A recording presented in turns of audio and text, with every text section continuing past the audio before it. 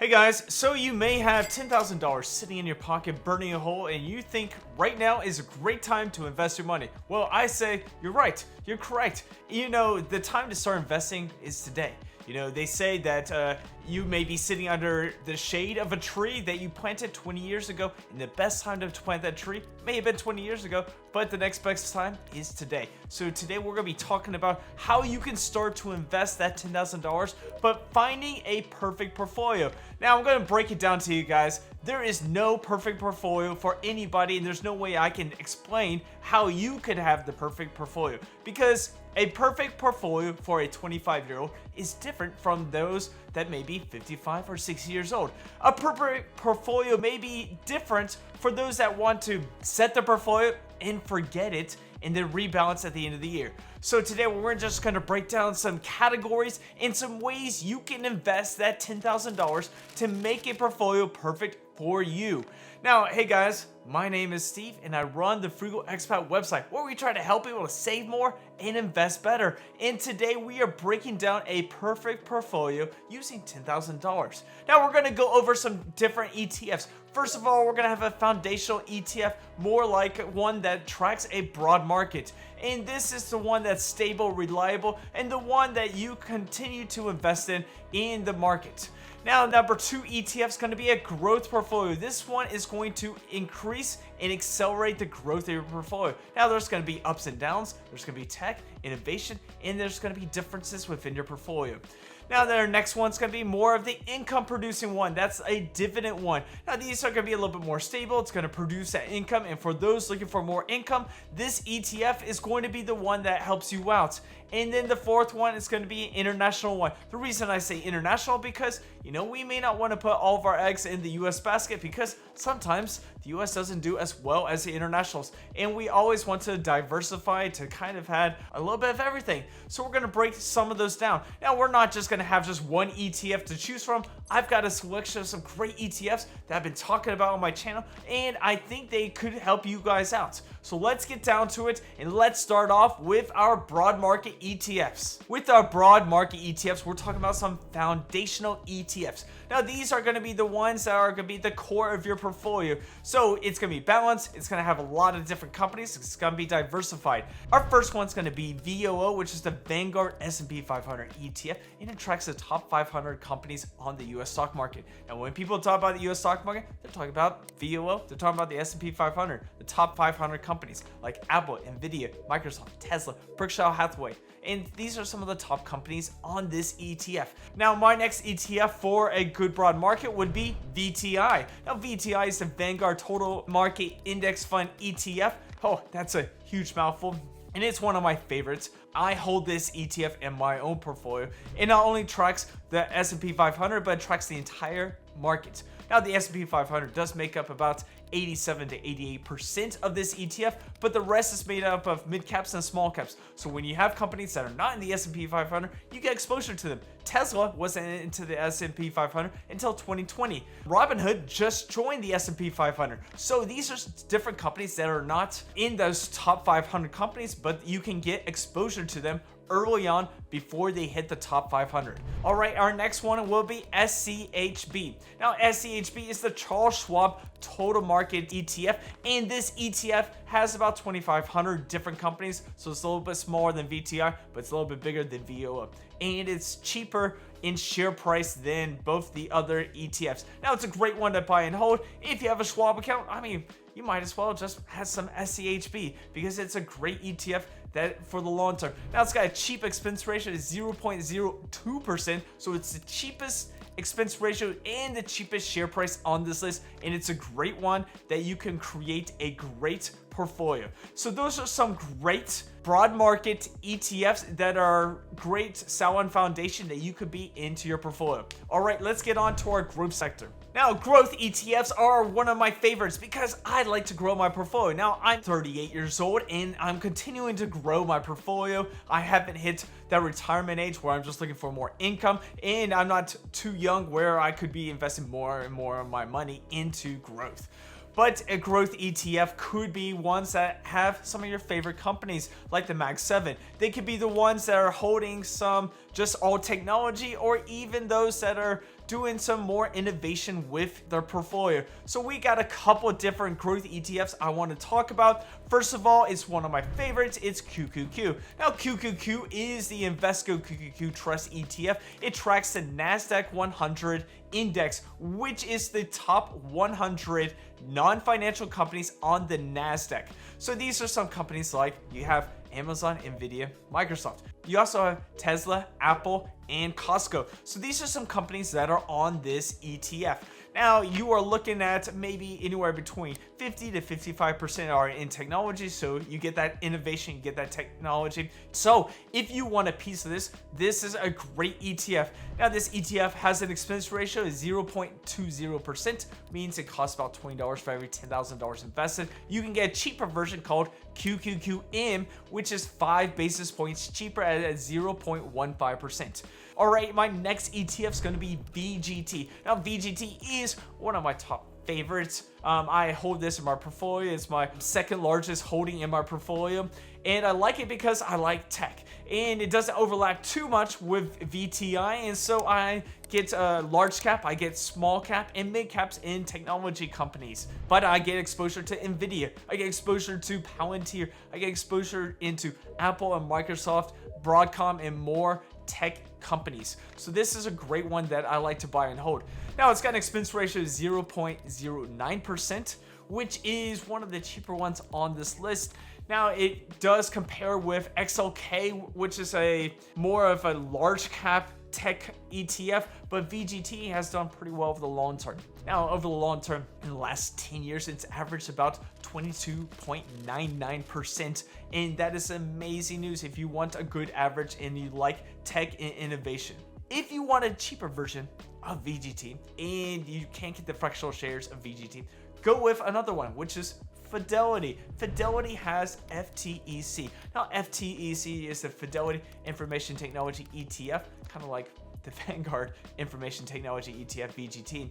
But the difference is it's a little bit newer. It's got a cheaper expense ratio.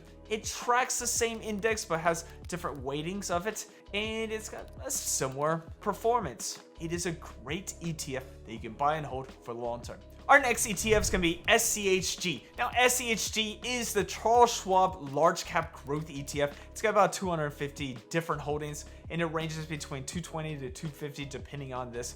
Now, the difference between this one and QQQ is this one has financials. If you want a JP Morgan, it's got it. Now, the expense ratio is 0.04%, so it is the cheapest on this list by share price and by expense ratio. Now, the performance of this one is around 18.12% over the last 10 years and 18.02% over the last 5 years. It's got about 18% over the last long term for this ETF. Now, this ETF does have a little bit less technology than all the other ETFs, and maybe that's where the performance is lagging slightly behind, but that is okay. This is a great ETF that's got a cheap share price, cheap expense ratio. It's got a great bunch of holdings. It's very diverse, and it's a good ETF that you can buy and hold in your portfolio. All right, our last ETF is a little bit different. It's a little bit unique, and people have been talking about it recently because it's different, unique, and it's doing some very cool things with growing, and that is SPMO. Now, SPMO is the Invesco Momentum ETF. It has about 100 different holdings from the S&P 500, and the reason this is unique is because you never know what it could be holding.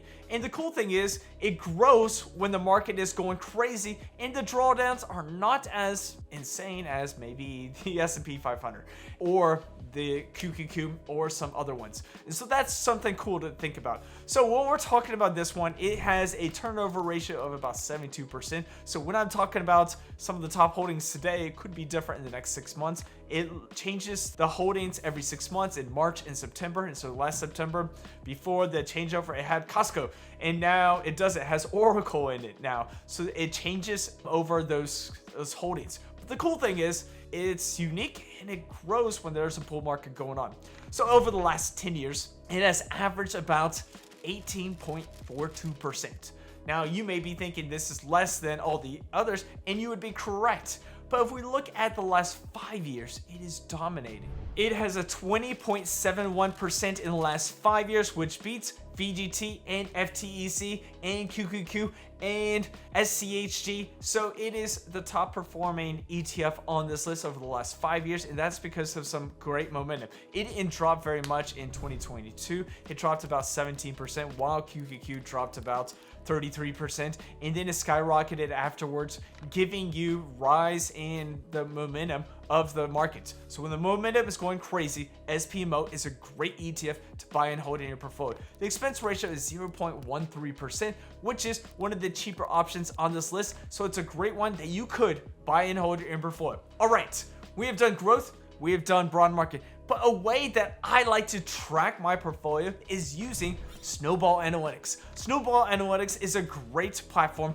where you can track your portfolio on your computer, on your tablet, on your phone, and it allows you to adjust your goals, see how you can perform. It allows you to track your dividends to see how much you're getting paid, not only monthly but annually, and you're allowed to see when those dividends are getting deposited. So if you have a great cover call ETF like a qqqi, you can see that the monthly dividend is getting deposited every single month. If you have a good dividend ETF like SCHD, you can see those dividends going back and forth, and you can also create goals for your portfolio in the future. I like to use Snowball Analytics, and I like to suggest it to people to use it as well. There's a free version and a paid version, so you can take a look. There's a link in my description. You can pay for it, or you can just do the paid version. It's up to you. Now, it is an affiliate link, so if you do the paid version, I do get a small commission, but if you use my version, you're gonna get a little bit of a cheaper version. So take a look at it. There's going to be a link in the description and a link in the pinned comments, and start tracking your portfolio today. All right, let's get back to the video. Now, dividend ETFs are a great way to add income and a little bit more stability into your portfolio. Now, I like dividend ETFs because they have a broad base. They have a lot of different companies. You're not just picking just one company to pay you dividends, and when it cuts it, boom, you're trapped. This allows you to have a bunch of different companies that are paying dividends, and it gives you a good yield. Our first one's gonna be qqqi, which is the NEOS NASDAQ 100 High Income ETF. It's got a yield that ranges between 13 to almost 15%. And so this is giving you a lot of income. Now, the difference between this one and the other ones is it sells cover calls on the underlying assets, and the perspective says it sells about 25 to 75% of its holdings, and that's good for a lot of people. Now it's sitting at about probably 70%, allowing 30% to go a little bit uncapped, allowing the rest of it to be sold for cover calls. Now it's got high income, which is great. It's also got a high expense ratio of 0.68%, meaning it costs about $68 for every $10,000 invested. This is a great ETF if you're looking for income. This is not a great ETF if you're looking for huge price appreciation like a growth ETF, or even one like DIVB or VYM. Now, it's got a great total return because it's adding those dividends and continuing to grow and add more and more assets under management. qqqi was voted in 2025 as the best active ETF on the market, and I think, to me, it is one of the better ones on the cover call market, and that's why I talk about this. Now, one of the ones that talked about by many YouTubers and many people in finance is VYM. Now, VYM is a Vanguard high yield dividend ETF. It says high yield, but the yield is sitting anywhere between 2.5 to 3%, and it ranges depending on how much dividends are those companies producing. It's got over 500 different companies. Right now, it's about 583 different companies, and this dividend ETF has done pretty good over the long term. Now, it's got a expense ratio of 0.06%, meaning it costs about $6 for every $10,000 invested, and this ETF has performed over the last 5 years at about 100.7%. Now, if we compare that to SCHD, SCHD has done in the same time range about 73.43%, which VYM is winning the performance overall. Our next dividend ETF is going to be DIVB, which is the iShares Core Dividend ETF. Now, this dividend ETF, it's got some high pay-in companies with companies that are also doing share buybacks. So it's kind of getting a little bit of both, and it's allowing it to produce some good performance and a good dividend yield. Now, the good dividend yield is sitting about 2.53% right now, but it ranges between 2.5 and 3%. The performance over the last 5 years is about 107%. So it is beating VYM and SEHD. It's got an expense ratio of 0.05%, meaning it costs about $5 for every $10,000 invested, so it's cheaper than the last 2 ETFs. And now it's a good one that has about 200 different holdings, and it continues to buy and hold some great companies that you can put in your portfolio.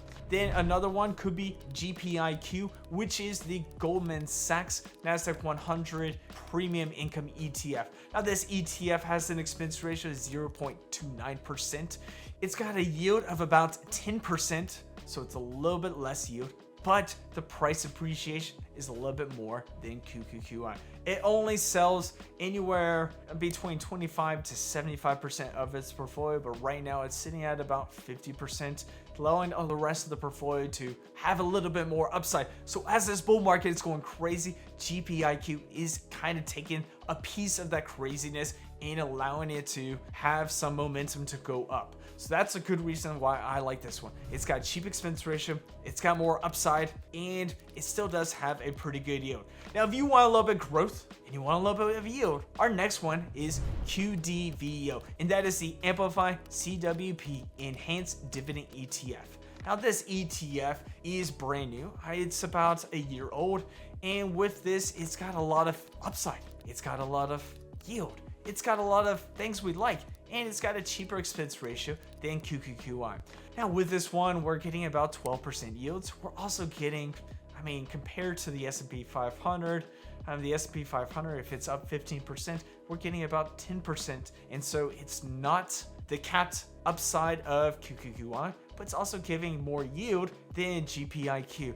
The expense ratio is cheaper than qqqi, but more expensive than GPIQ. So if you want a little bit of growth and you want a lot of income, QDVO is the ETF that could be the one you want to put in your portfolio. So that's a good one to buy and hold for the long term. So take that $10,000, start investing today, open a brokerage account with either Vanguard, Fidelity, Charles Schwab, or even if you want, you can grab a Robinhood account.